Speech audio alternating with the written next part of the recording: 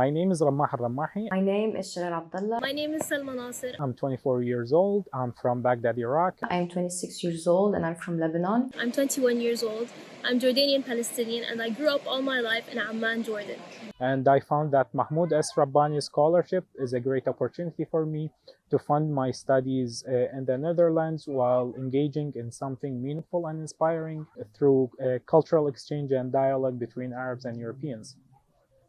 In September 2022, I'm going to be starting my master's degree at Leiden University in political science with a specialization in nationalism, ethnic conflict, and development. And I'm really lucky to be this year's Leiden University Fund-Lutfia Rabbani Scholar.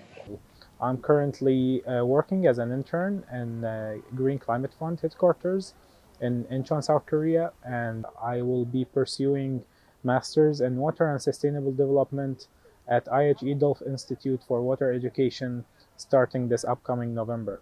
And now with the help and support of the Lutfia Rabbani Foundation, I will be able to move on to the Masters in Contemporary Literature and Arts.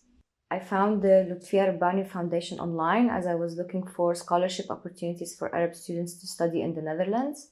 And I found myself aligning with their vision and mission to promote Euro-Arab dialogue. With the help of Lutfia Rabbani Foundation, I'm also hoping to take a role in embracing the dialogue and the cultural exchange between Arab and European societies, which will help us to tackle down future problems and global challenges. Having already been in the Netherlands for 3 years, I've learned about Lutfia Rabbani through my time here.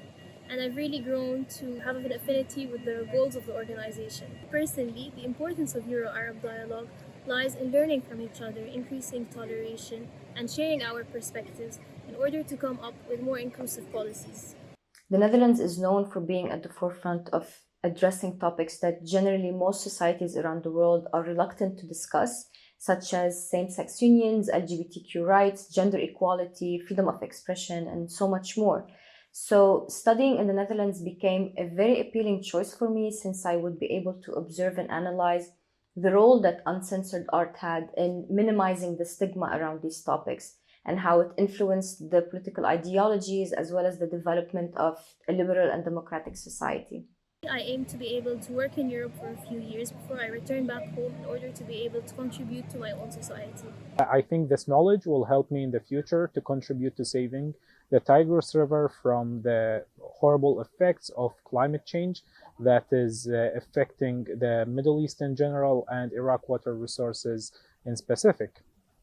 The Tigris River represents more than a landmark or a river for me. It actually represents all my memories in Iraq.